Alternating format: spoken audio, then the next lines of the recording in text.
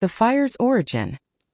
Once upon a time in an era we now call the Stone Age, for people gathered around a fire to warm themselves. Grandfather Nok, his granddaughter Nika, and two of his friends. They discussed all sorts of important matters in the tribe's life when one of them said, "Oh, that was before the receding of fire." Nika lifted her head and asked, "What do you mean before fire? But haven't we always had fire?" "No, my dear girl. When we were young, we didn't even know about the existence of fire, let alone how to make it. We ate everything raw, and often at night, animals would attack us, but now we can keep them at bay. It wasn't always like this. But when did you make the first fire?" Just a little before you were born. But we didn't make it ourselves, we only received it from the tribe of the White Bears. 5 people went after it."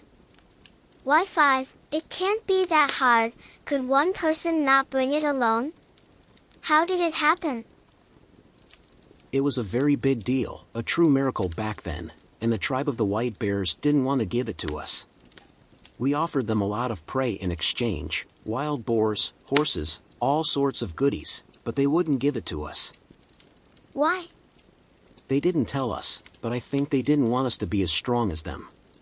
Fire had improved their lives so much that they believed if we were as strong and healthy as them, we would be a threat to them.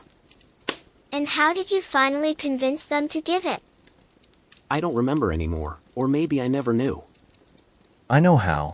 said Bram, one of the grandfather's friend. I heard that someone from our tribe realized that the chief of the White Bears tribe had a weakness for objects made of ivory, meaning he really liked them. So, the wealthy ones among us gathered, collected a chest full of beautiful objects, each more stunning than the last, and sent them to the chief of this tribe. He accepted the gift, and soon he showed kindness towards us and promised to give us a small fire. I hadn't heard of this, but if you say so, Bram, I believe you, said Grandfather. "And how did they bring it? Why did 5 of them go after just one small fire?"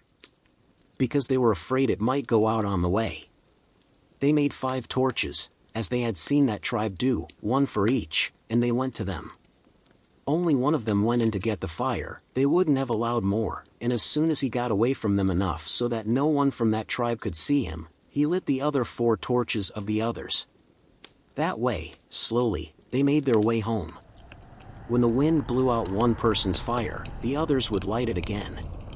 And so, many times the torches went out before they reached home, but there was always 1 or 2 with the fire burning, and that's how they made it home safely. What a celebration it was then, unforgettable. "How was it?" The women and the whole tribe from the youngest to the oldest gathered and sang in honor of those who brought the fire. They brought branches and flowers, danced with joy, and everyone pushed to get the fire for themselves and their homes. The whole tribe was in a light like the day when the sun shines. Yes, I remember that too. Poor Bunt's house even caught fire. No one knows to this day who set it, or perhaps it was an accident, added Bram. Yes, but the whole village helped him rebuild his house afterward, and in a few days, they were done, added Krug. "That's right. But where did they get the fire from? Who made the first fire?" No one knows that. But I do.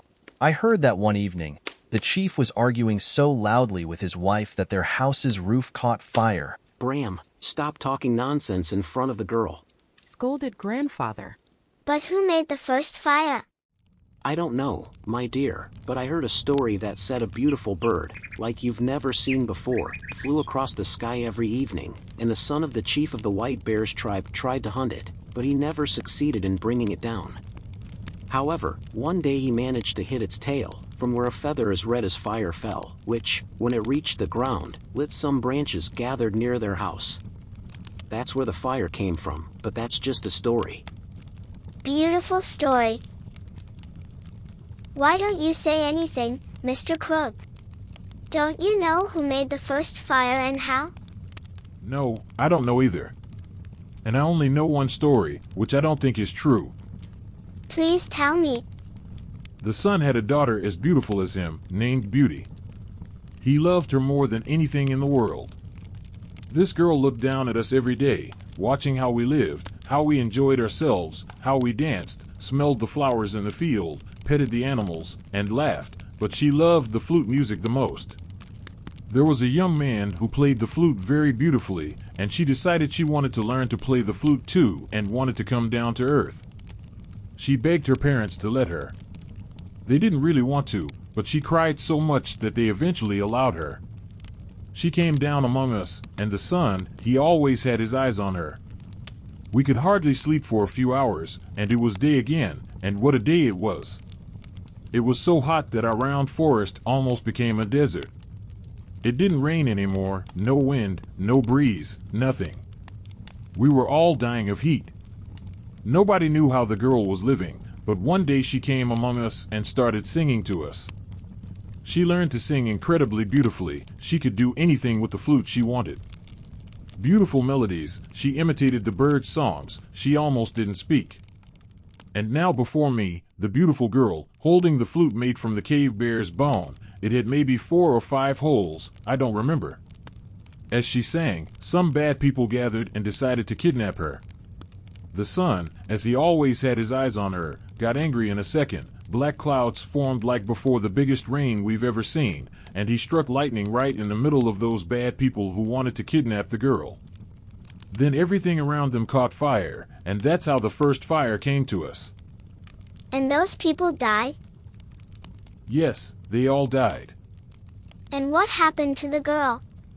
The sun took her back with him, with the flute and everything, and more. I think they even took the young man from whom she learned to play, just to make sure the sun that the girl wouldn't leave him again. How beautiful. That's the most beautiful story about fire. I'm glad you liked it.